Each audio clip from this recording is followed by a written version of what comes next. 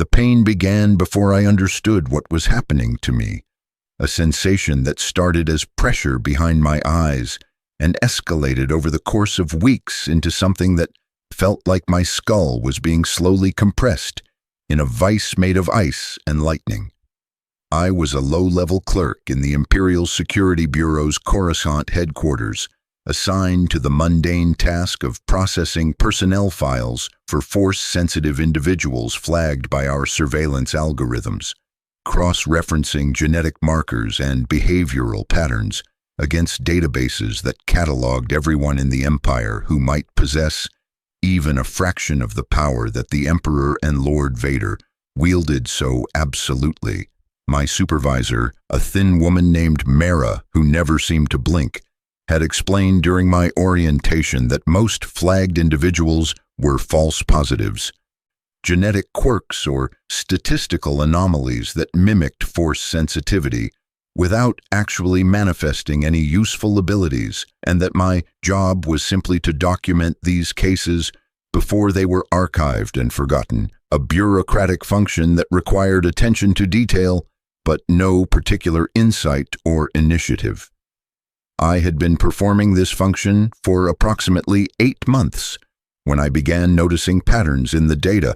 that the algorithms seemed to have missed, correlations between specific genetic markers and environmental factors that suggested force sensitivity might be more common than official estimates acknowledged, that perhaps thousands or even millions of individuals across the Empire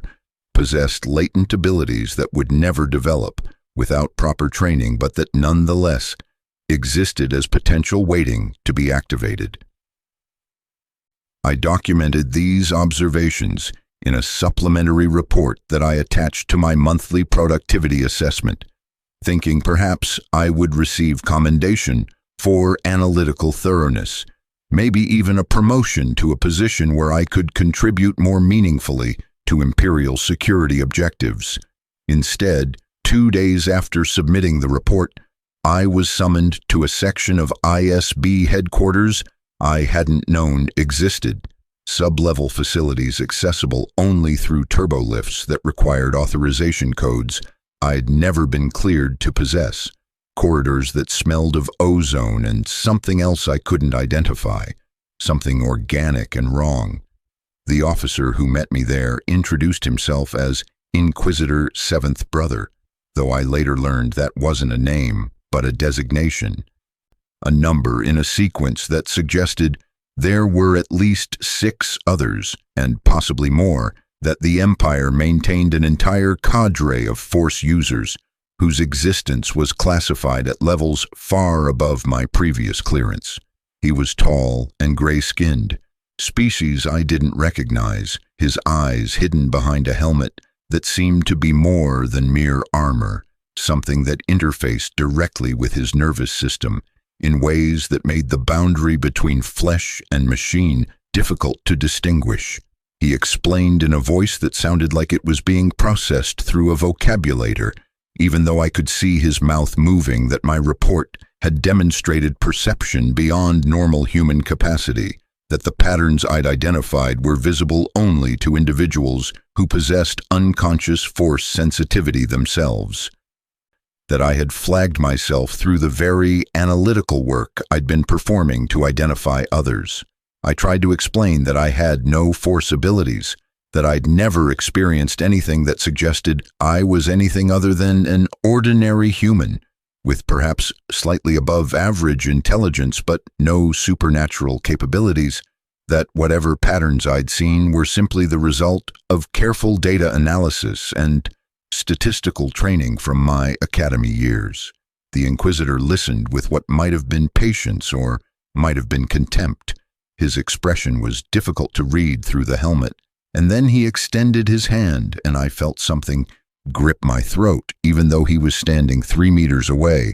even though nothing visible connected his gesture to the sudden inability to breathe that made me claw at my neck and collapse to my knees, gasping for air that wouldn't come. He released me after perhaps 10 seconds, though subjectively it felt much longer, and explained that force sensitivity wasn't binary but existed on a spectrum, that most beings possessed trace amounts that would never manifest as conscious abilities but that could be developed through proper training and sufficient motivation. That pain was an excellent teacher when conventional instruction proved inadequate. The training began that day and continued for what I believe was approximately 2 years, though temporal perception became unreliable as the process intensified and I lost access to external references like calendars and chronometers.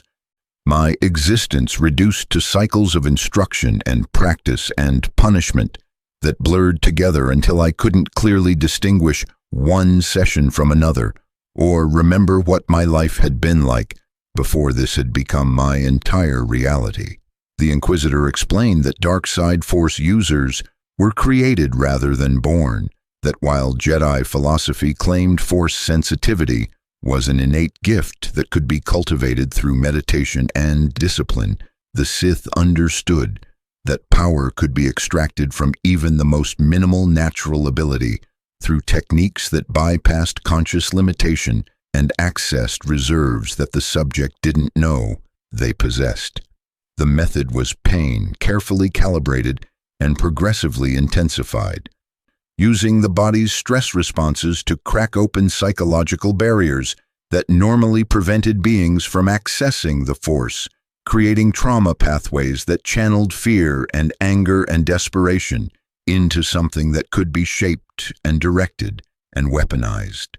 The initial sessions focused on what the Inquisitor called perception exercises, placing me in meditation chambers where sensory input was gradually restricted until I existed in complete darkness and silence and isolation, my consciousness untethered from external stimuli and forced to turn inward to discover that the emptiness I'd expected actually contained presences I'd never noticed, currents of energy that moved through the universe like tides through an ocean, connecting all living things in networks of influence and resonance that my normal awareness had been filtering out, because acknowledging them would have required restructuring my entire understanding of reality. The Inquisitor would visit me in these chambers after hours or sometimes days of isolation, his presence somehow visible despite the absolute darkness, a pressure that announced itself before he spoke, and he would ask what I'd perceived, what patterns I'd detected, what I'd learned about the Force's nature and my relationship to it. When my answers were inadequate, which was always initially, he would activate devices embedded in the chamber's walls, mechanisms that delivered electric shocks, or sonic pulses or something else I couldn't identify that felt like insects burrowing under my skin, crawling through my nervous system, laying eggs in my brain that would hatch into thoughts that weren't my own. The pain was extraordinary but also strangely educational, each variety of suffering teaching me something about the boundary between self and not self, about how consciousness persisted or dissolved under different forms of stress, about the way fear and anger could be channeled into something that resembled strength even though it was actually a kind of controlled collapse, a surrender to forces I'd spent my life pretending didn't exist because acknowledging them would have required admitting that everything I'd been taught about the nature of reality was propaganda designed to make me manageable. The training progressed through phases that had no clear beginning or ending, each stage bleeding into the next without formal transitions or markers that would have allowed me to track my development toward whatever the Inquisitor's final objective might be. After perception came manipulation, exercises where I was required to move objects without touching them, to influence electronic systems without physical interface, to create effects that violated the laws of physics I'd learned in academy classes that now seemed like children's stories, simplified explanations that ignored the universe's actual complexity because honestly would have been psychologically destabilizing. The Inquisitor demonstrated these techniques with casual ease,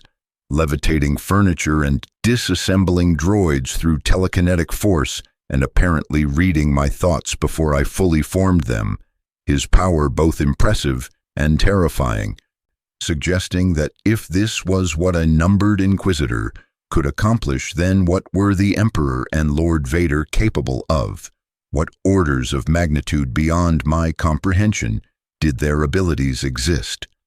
My own progress was agonizingly slow, each minor accomplishment requiring hours of concentration and effort that left me exhausted and occasionally bleeding from stress-induced capillary ruptures, my body apparently unable to handle the forces I was learning to channel, without developing new circulatory pathways and neural architecture that could support abilities human physiology hadn't evolved to accommodate.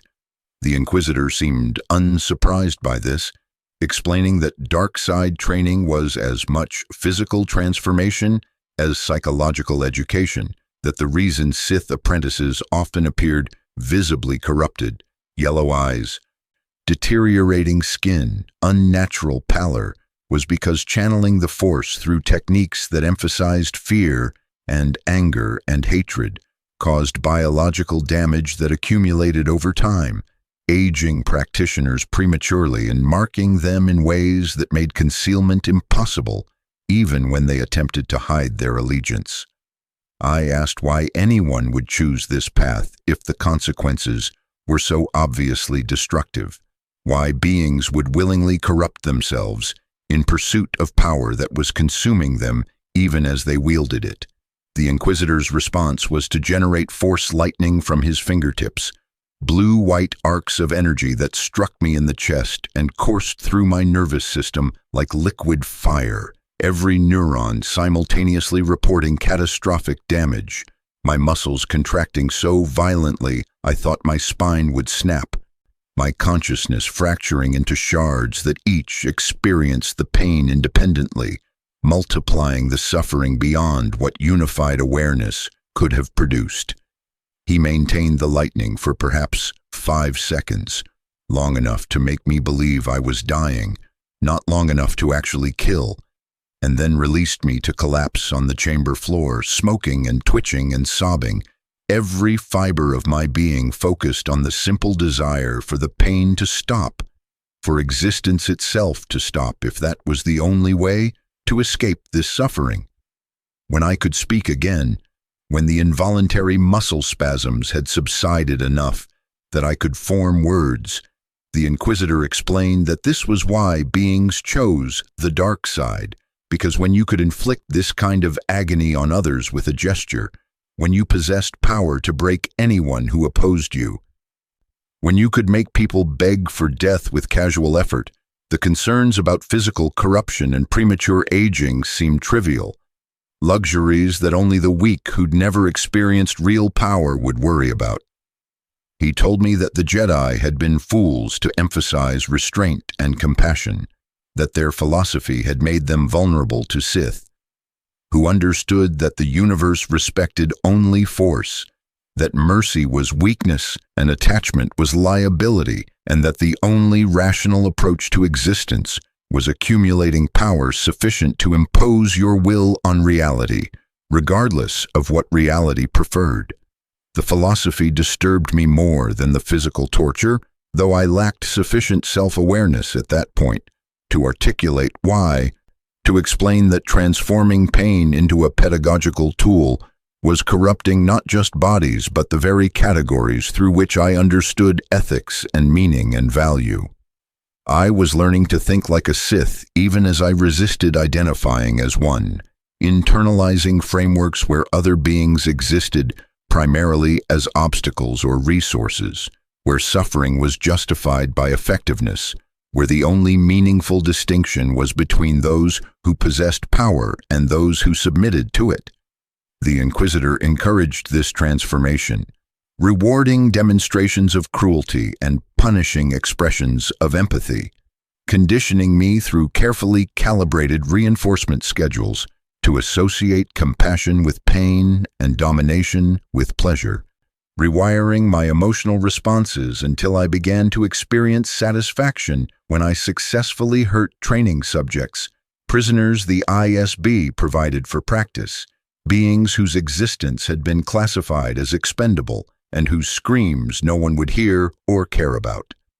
I don't remember clearly when I stopped resisting this conditioning, when I accepted that fighting against the transformation was causing more suffering than surrender would, when I decided that becoming what the Inquisitor wanted me to become was easier than maintaining my previous identity against the constant pressure of his expectations and his punishments when I failed to meet them. The transition wasn't a single moment, but rather a gradual erosion, identity dissolving like metal in acid.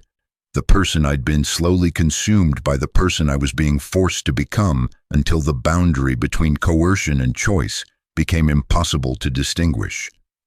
I began to believe things I knew intellectually were false, to feel emotions I knew were being artificially induced, to want outcomes I knew I shouldn't want. My consciousness colonized by patterns the Inquisitor had been systematically installing through 2 years of carefully orchestrated trauma. The final stage of training focused on what the Inquisitor called total commitment, demonstrating that I'd internalized dark side philosophy so completely that I would act on its principles not just when supervised, but when alone, when no external authority was present to enforce compliance or punish deviation. He gave me assignments that required me to make independent decisions about how to accomplish objectives he specified only in general terms, testing whether I would default to methods that minimized suffering or whether I'd embraced the dark side's utilitarian logic, where the most efficient path was always correct regardless of moral considerations.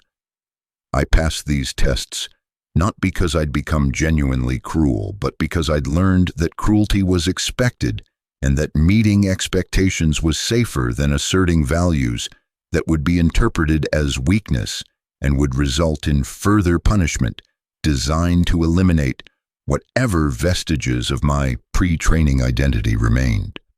One assignment required me to interrogate a captured rebel sympathizer, a young woman approximately my age who'd been arrested for distributing anti-imperial literature in Coruscant's lower levels. Her crime so minor that under normal circumstances, she would have received a fine and surveillance monitoring rather than the ISB detention that would likely end in either execution or reconditioning that would destroy her personality as thoroughly as physical death. The Inquisitor instructed me to extract information about her network using whatever methods I deemed appropriate, then left me alone with her in an interrogation chamber that contained equipment I'd learned to use during training,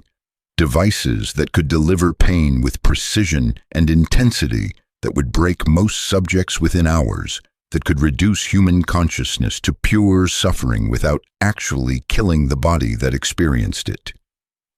I looked at this woman. Her name was Sarah, I learned. She'd been a student before her arrest, and I saw myself as I'd been 2 years earlier, someone who'd believed they were performing a modest bureaucratic function, without understanding they were participating in systems designed to identify and eliminate anyone who posed even potential threat to imperial authority,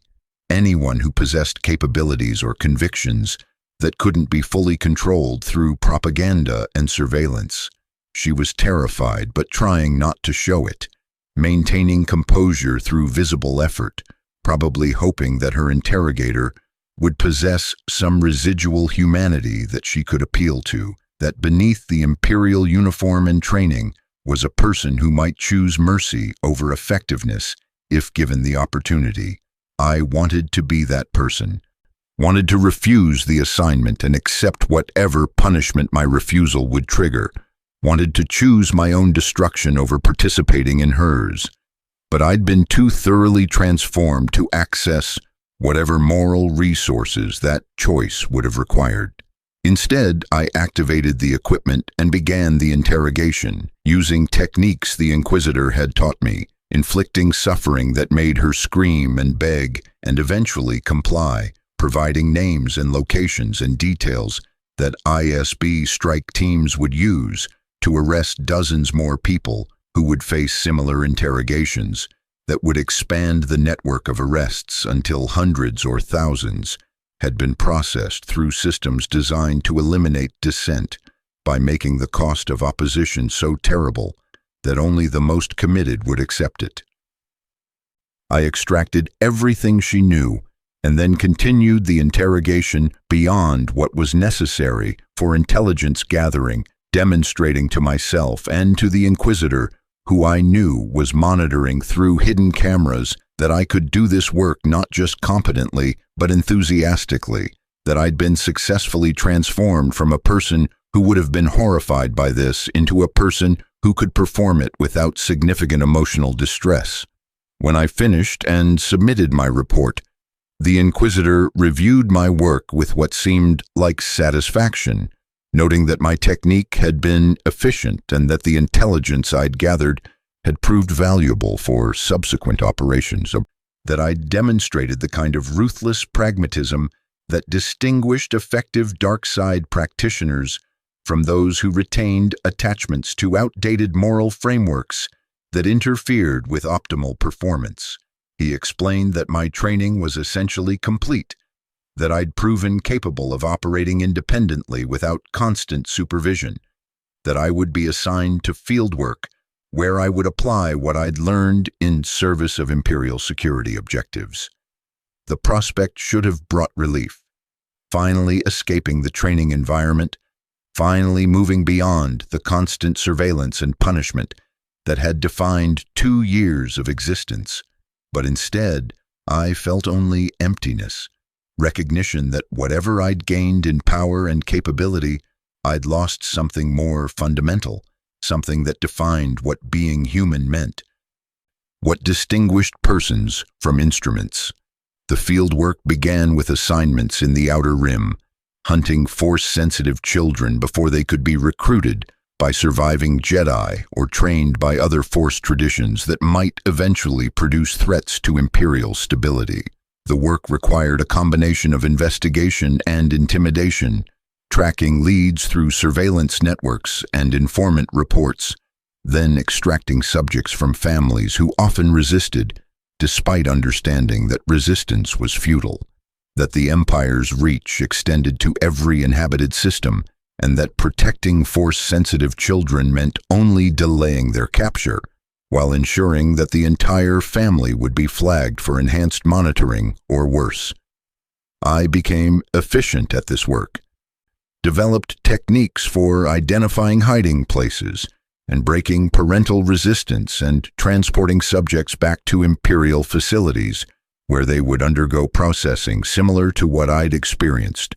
where they would be evaluated for potential recruitment or classified as threats requiring permanent detention. The children's fear affected me in ways I tried not to acknowledge, their terror triggering something that felt like memory or maybe empathy, recognition that I'd been afraid like this not long ago, that I'd experienced the helplessness they were experiencing, that I'd been broken and remade, and I knew exactly what awaited them in the facilities where I delivered them. Some part of me wanted to warn them, to explain that resistance would only make the process more painful.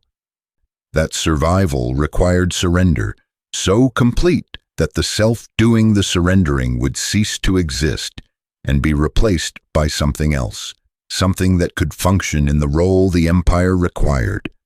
But that wasn't really the person they'd been before.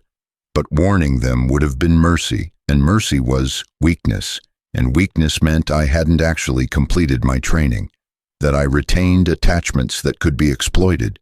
that I remained vulnerable to the kind of leverage the Inquisitor had used to transform me and that my enemies could use to manipulate or destroy me. After approximately 6 months of fieldwork, I was recalled to Coruscant for what I was told would be final evaluation, assessment to determine whether I would be retained for continued service or whether my performance had been inadequate and I would be reassigned to some other function or simply disposed of as a failed experiment whose existence posed security risks that exceeded my utility. The evaluation took place in the same sub-level facilities where my training had begun, administered by a different inquisitor whose designation I never learned, a woman whose species I didn't recognize and whose presence created the same pressure I'd felt from Seventh Brother but amplified, as though she was somehow more completely merged with the dark side than he had been, more thoroughly transformed, or perhaps simply more powerful, existing in a state where human categories like person and tool had collapsed into something that transcended both.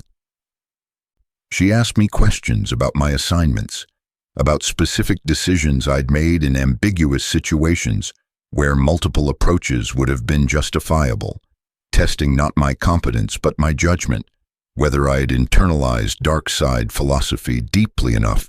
that my choices would automatically align with imperial objectives without requiring external direction. I answered as honestly as I could, describing the reasoning behind decisions that had often felt arbitrary at the time, improvisation in response to circumstances that training hadn't prepared me for, pragmatic compromises between ideal outcomes and what circumstances permitted. She listened without visible reaction, her expression unreadable, her eyes, yellow like mine, had become, like all dark side practitioners' eyes became eventually, seeming to look through me rather than at me, as though she was reading thoughts I hadn't yet formed, accessing information I didn't consciously possess. When the questioning finished, she explained that my performance had been adequate but not exceptional, that I'd demonstrated the minimum capabilities required for continued service, but hadn't shown the kind of initiative or creative brutality that distinguished truly valuable dark side operatives from merely competent ones. She said that this might improve with experience or might represent my ceiling, that some individuals possessed the capacity for extraordinary cruelty and others simply didn't, that the Empire needed both types, but valued the former significantly more than the latter. She was offering me a choice, she explained, though the framing made clear it wasn't really a choice, but a test of whether I'd learned to recognize that refusing would be interpreted as inadequacy that would result in termination. I could accept continued field work similar to what I'd been doing, or I could volunteer for advanced training that would attempt to develop the exceptional capabilities she'd noted I currently lacked, training that would be significantly more intensive than what I'd already experienced, but that might transform me into something genuinely dangerous rather than merely useful. I chose the advanced training because choosing otherwise would have been admitting that I'd reached my limitations, that I was content being mediocre, that I lacked the ambition or the capacity for growth that the dark side supposedly offered to those willing to embrace it fully. The Inquisitor acknowledged my decision with something that might have been approval or might have been contempt. I'd learned that distinguishing between these was often impossible with dark side practitioners, that they sometimes expressed emotions through their opposites, that straightforward interpretation of their responses was usually naive. She explained that the training would begin immediately, that I wouldn't return to my previous assignments, that from this moment forward my existence would be dedicated entirely to developing whatever potential she believed I possessed. That failure would result not in reassignment, but in death, because beings who'd been exposed to the kind of techniques I would be learning couldn't be allowed to exist outside Imperial service, their knowledge too dangerous to permit survival if they couldn't be relied upon to use it correctly. The advanced training made the previous 2 years seem almost gentle by comparison, a preparatory phase that had merely introduced me to concepts and techniques that this new stage would explore with thoroughness that bordered on obsessive. The focus shifted from developing my own force abilities to learning how to corrupt others,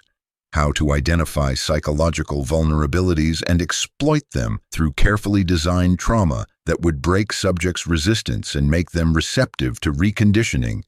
how to transform prisoners into assets and dissidents into informants and force-sensitive children into weapons that could be deployed against the enemies who'd imagined their offspring might somehow oppose imperial authority. The work required understanding human psychology at levels that felt almost invasive, learning to read subjects' internal states from minimal external indicators, developing intuitions about which forms of suffering would be most effective for particular personality types. The Inquisitor demonstrated these techniques on prisoners who'd been designated for disposal anyway, showing me how different types of pain created different psychological effects, how physical suffering could be less effective than psychological manipulation that destroyed subjects' sense of identity and meaning, how the most profound transformations occurred when subjects came to believe that their own values had been wrong, that their previous lives had been based on delusions, and that embracing imperial ideology was actually liberation from false consciousness rather than submission to tyranny. She explained that this was the real power of the dark side, not the lightning or telekinesis that impressed civilians, but the capacity to remake consciousness itself, to transform enemies into servants who believed they'd never actually opposed you, to eliminate resistance by converting it into collaboration so complete that subjects couldn't even remember they'd ever thought differently. I practiced these techniques on subjects the ISB provided, beings whose identities were classified and whose ultimate dispositions I never learned, whether they were successfully processed and reintegrated into imperial society or whether they were eventually terminated as unsalvageable. The work required a kind of intimacy that felt more violating than any physical torture, entering subjects' minds and identifying the things they valued most, and then systematically destroying those things, or revealing that they'd never actually existed,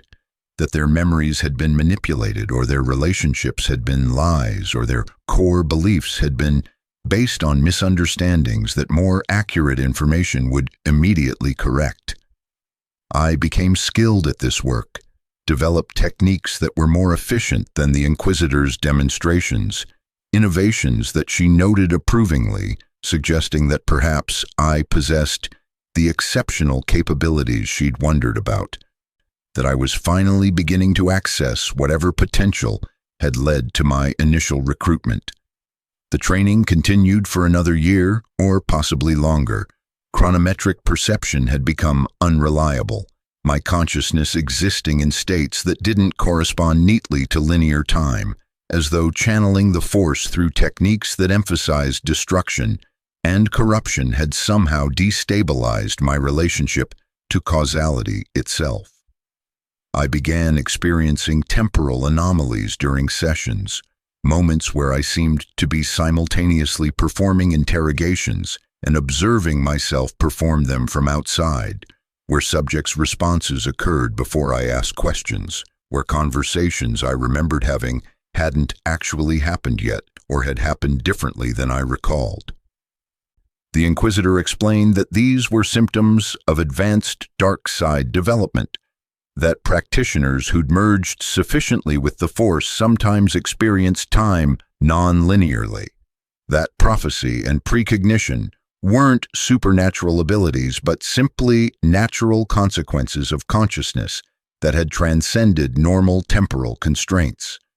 The explanation should have been disturbing. Dissolution of coherent temporal experience seemed like a symptom of neurological damage rather than spiritual advancement. But I found myself accepting it because accepting was easier than questioning, because I'd learned that doubt was dangerous and that the survival strategy that had worked best was assuming that everything I experienced was intentional, that the Inquisitors knew what they were doing even when their methods seemed insane. That questioning their techniques was really questioning my own capacity to understand what they were teaching me. This might have been wisdom or might have been the final stage of successful conditioning, the point where I could no longer distinguish between genuine insight and programmed responses, where my consciousness had been so thoroughly colonized by imperial ideology that I experienced it as my own thoughts, rather than recognizing it as infection. My final evaluation occurred in a facility I'd never seen before, somewhere that might have been on Coruscant but might have been off-world. Spatial perception had become as unreliable as temporal, distances and directions seeming mutable, as though the Force itself was reorganizing geometry according to principles that contradicted normal physics. The evaluator was not an inquisitor, but someone whose designation was never provided, a figure in black robes whose presence created pressure so intense I initially couldn't breathe, whose consciousness seemed to occupy space like a physical mass that displaced atmosphere and crushed anything too weak to resist. I understood immediately that this was a Sith, not an inquisitor or apprentice, but someone who'd achieved whatever mastery the dark side offered, to those willing to pursue it without limitation, whose power was qualitatively different from anything I'd experienced before. He didn't speak initially, just examined me in silence while I struggled not to collapse under the weight of his attention, his gaze somehow penetrating through surfaces to whatever existed underneath, accessing memories and thoughts and fears I'd imagined were private, reading my entire history as though it was text, displayed on a screen rather than subjective experience locked inside my skull. When he finally spoke, his voice was wrong in ways I couldn't articulate, as though the sound was being produced by something that was imitating human vocalization without fully understanding its mechanisms, getting the phonemes correct but missing some essential quality that would have made it convincing. He said that I'd been adequately trained, that I possessed the basic competencies required for dark side service, that I would be assigned to operations where these competencies could be utilized in ways that served the Empire's strategic objectives. But he also said, and this is the part that has haunted me during whatever remains of my existence, that I would never be truly powerful, that I lacked something essential that distinguished genuine Sith from mere dark side practitioners, some capacity for absolute commitment to corruption that I'd proven unable or unwilling to fully embrace. He said that I retained attachments to my previous identity, that some fragment of the person I'd been before training still existed, creating internal resistance that limited my effectiveness and would prevent me from ever achieving the kind of mastery that Vader or the Emperor or even the senior Inquisitors had demonstrated. He said this wasn't necessarily a failure, that the Empire needed operatives at all levels of capability, that not everyone could be or should be Sith Lords, that functional dark side practitioners who could reliably execute orders had utility even if they lacked potential for genuine greatness. The assessment was delivered without emotion or judgment, purely clinical evaluation, but it destroyed something in me more completely than any of the torture or conditioning I'd endured during 3 years of training. I'd survived by believing that my suffering was investment in power that would eventually compensate for everything I'd lost, that becoming dangerous would justify the price I'd paid to achieve it. But this Sith was explaining that I would never become actually dangerous, that I'd reached my ceiling, that I was destined to remain mediocre no matter how much further suffering I endured,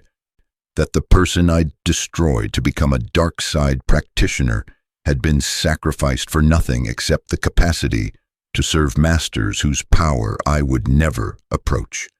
The despair this created was absolute, recognition that I couldn't go back to who I'd been, but also couldn't progress to what I'd imagined I might become, that I existed in a permanent intermediate state where I was too corrupted to recover my humanity, but too weak to fully transcend it. I'm writing this from a detention facility